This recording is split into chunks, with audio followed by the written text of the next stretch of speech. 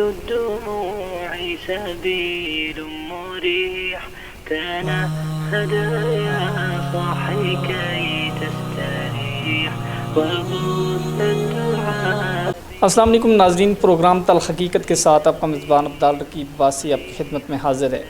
ناظرین کرام، جیسا کہ آپ تمام دوستوں کو علم ہے کہ ہمیشہ تلخ باتیں، تلخ چیزیں اور نئی نئی شخصیات کے ساتھ آپ کی ملاقات کرواتے رہتے ہیں.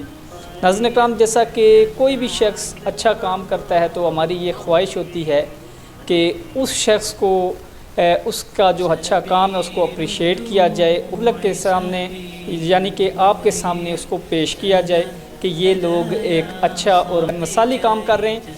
تو ناظرین کرام، اس وقت میرے ساتھ جو شخصیت موجود ہے، اگر مختصر تعارف کرواتا چلوں تو پریشے خان پری جو کہ ایڈوکیٹ بھی ہیں، تو صحافت کے شعبے سے بھی منسلک ہیں، اور ابھی انہوں نے ایک کلینک بنایا ہے. جیسا کہ آئی جی صاحب نے کہا کہ نشہ اب نہیں، تو کچھ ایسے لوگ بھی ہیں جو آئی جی تو نہیں ہیں لیکن اپنے جو فرائض ہیں عوام کی فلاح و بہبود کے لیے، نوجوان نسل کو تباہ ہونے سے بچانے کے لیے جو کردار ادا کر رہے ہیں، وہ یقیناً ایسے لوگوں کو ہمارا فرض بنتا ہے کہ ان کو اپریشیٹ بھی کیا جائے اور آپ لوگ کے سامنے پیش کیا جائے. پریشے خان پری سے بات کریں گے، ان سے جانیں گے کہ پریشے خان پری، السلام علیکم.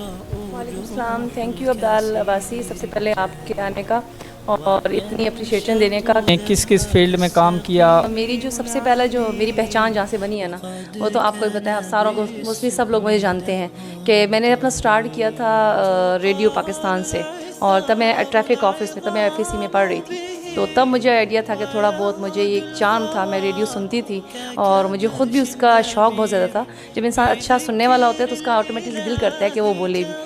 تو بولنے والے انسان کے لیے یہ تھوڑا یہ مشکل فیل ہے بولے. میں پہلے 92.4 میں تھی، پھر اپنا جو ہمارا اوپن علامہ اقبال اوپن یونیورسٹی کا بہت اچھا پلیٹ فارم ہے. میں آپ کے چینل کے تھرو اپنی یونیورسٹی کو بھی اپریشیٹ کرتی ہوں کہ وہ ہر نیو ٹیلنٹ کو پروموٹ کرتے ہوتے ہیں. میں نے وہاں پہ بہت سارے لوگوں کو پروموٹ بھی کیا، کیونکہ مجھے کبھی کسی نے پروموٹ نہیں کیا. میں نے جو بھی کیا اپنے آپ کے ساتھ پڑھتی بھی رہی ہوں، وہاں سے مجھے پروموشن ملی، اور تب میرے لیے نئی نئی فیلڈس کی جو ہے وہ ایکسپلوریشن مجھے ملتی رہی ہے. وہاں سے میں ہر جگہ نئی فیلڈ میں جاتی رہی. ماں جی رہب کلینک جو آپ نے بنایا ہے، یہ کیا سوچ، کیا سمجھ کر آپ نے اس کو بنایا ہے؟ عبدال، آج سے نا 1 سال پہلے تک میرا اس کا کوئی سوچ نہیں تھی، کوئی آئیڈیا نہیں تھا. حالانکہ میں نے اینٹی نیٹورک فورس میں ایز اے موٹیویشنل کاؤنسلر کام کیا ہوا تھا. 2 سال سے میں کام کر رہی تھی.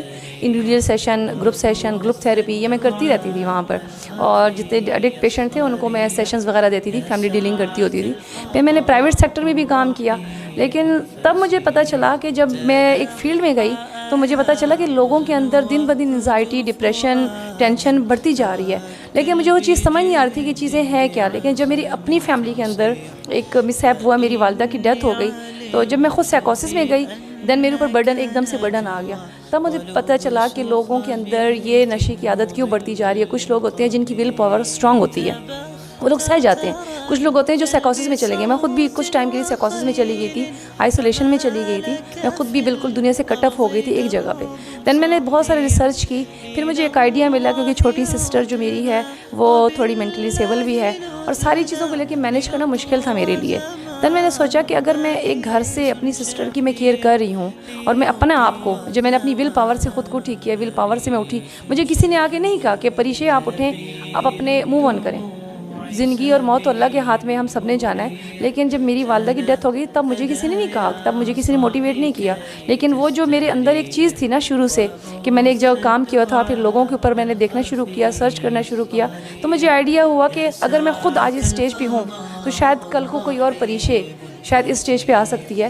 تو کیوں نہ اس چیز کو میں پبلک پہ لے کے آؤں، اس ایک نیا ٹرینڈ میں قائم کروں کہ میں ایک ریہیبلیٹیشن سینٹر، کیئرنگ ہاؤس بھی ہے. یہ صرف ریہیبلیٹیشن سینٹر نہیں ہے، یہ کیئرنگ ہاؤس بھی ہے. اس میں اسپیشل چائلڈ ہو گئے، اسپیشل لوگ ہو گئے، اولڈ ایج ہوم کے لوگ ہو گئے، میں ان کی کیئر کروں گی. ماں جی نام ہی میں نے اپنی والدہ کی وجہ سے رکھا ہے، کیونکہ ماں جی ریہیب کلینک جو ہے یہ بیسکلی ماں کا کانسیپٹ ہے.